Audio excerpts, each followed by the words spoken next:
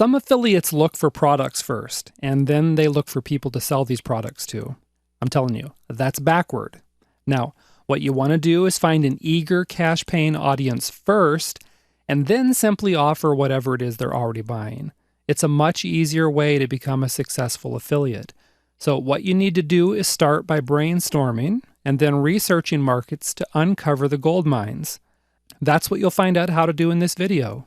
Okay, so start just by creating a big list of possible markets for yourself. These might be markets that you're personally interested in, such as markets related to your own problems or hobbies. For example, do you golf? Do you like dogs? Do you want to lose weight? Do you do any bodybuilding? Do you restore old cars? Do you write novels? Do you crochet beer can hats and sell them at the county fair? Well, whatever it is that has sparked your own interest, write it down. Next up, write down the interests, problems, and hobbies of your friends, family, and coworkers. Does Uncle George like dressing in a tuxedo and going out on Friday nights? Does your coworker always talk about hydroponic gardening?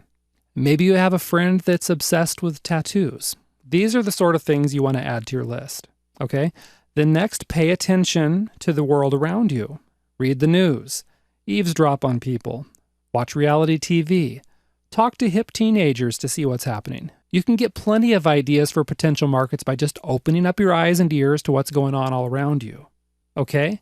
And here's another idea. This is a way to discover markets and niches you never knew existed. And we'll go ahead and look at it in a little bit more detail. Go to your favorite keyword tool, and this could be Google's free keyword tool, or Word Tracker, or Market Samurai, or whatever else you like. Then go ahead and enter in some general keywords like how to, secrets of, tips for, get rid of, eliminate, get more, articles, books, information, buy, purchase, etc. Okay? You see what I'm saying? When you plop in one of those phrases into a keyword tool, you'll get all sorts of crazy things that people are looking for in the search engines. You can also do this using Google's autofill feature. Just start typing something like how to in Google's search box, and it's going to automatically guess what you want to search for based on what other people have searched for. For example, just type in a very vague search such as how to, and Google's going to spit out all sorts of possibilities such as how to boil an egg, how to kiss, how to tie a tie, how to write a cover letter, how to knit, even how to make French toast, okay? Sure, some of the ideas you'll get will be absolutely worthless to you, but you'll also be turned on to some very good market possibilities, like those who are wanting to learn how to lose weight, or write a cover letter, or write a novel. So your next step is to separate the wheat from the chaff. What you want to do is figure out which of these ideas on your list are actually profitable. And the way you do this is by snooping around a little bit online. First, you go to Google and run a keyword search for the market, like golf or weight loss or tinfoil tuxedos. Then take the same keyword search and run it through a big marketplace or two, like Amazon.com. All right, what you're looking for is evidence that there's a big, hungry market that's willing and able to buy related products and services. So put on your Sherlock Holmes hat and let me tell you how to spot and recognize this evidence. First, you're looking for evidence that the market is buying products and services. For example, if you run a search in Amazon for weight loss, you're going to get over 200,000 hits. If you check out some of these weight loss products, you're going to see that many of them are bestsellers on Amazon. Taken together, these bits of evidence become a big, blinking neon sign that you're dealing with a huge, hungry market. No pun intended.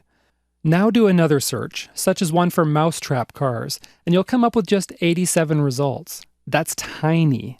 Not exactly proof that there's a huge market just clamoring to buy mousetrap cars, kits, parts, or guides. So that's the kind of market you'd cross off your list, because you want a market that's rabidly passionate and willing to buy a lot of products. The second thing you're looking for is evidence that the marketers are willing to spend money to advertise to their niche. That's a big sign that the market or niche is profitable, because smart marketers, as you know, don't flush money down the toilet. So look at the sponsored ads on Google when you run a search. Are there plenty of them? Look at the sponsored ads on Amazon. Look on eBay. Check out classified ads in the back of related publications. See if related websites are filling their ad spots. In short, just follow the money. Go back to the example of weight loss. You're going to see advertisers spending gobs of money online, on TV, in print, and everywhere else to reach their market. That's a sign of a profitable market. Now run a search in Google for mousetrap cars. At the time I'm making this video for you, not a single paid ad shows up alongside the regular search results. That's the sign of a small market or a tightwad market. Either way, it's not something you want to jump into. Okay, so now it's your turn. Go do your market research, find out which markets have eager audiences that are buying products and services. Just another note, you can even use Google Trends to see if a particular market is gaining in popularity over time. Okay, do this and you'll create a short list of markets that look super profitable. Go ahead and pick one and you'll be one step closer to becoming a successful affiliate. All right, in the next video, I'm going to show you how to find a golden needle in an affiliate marketing haystack.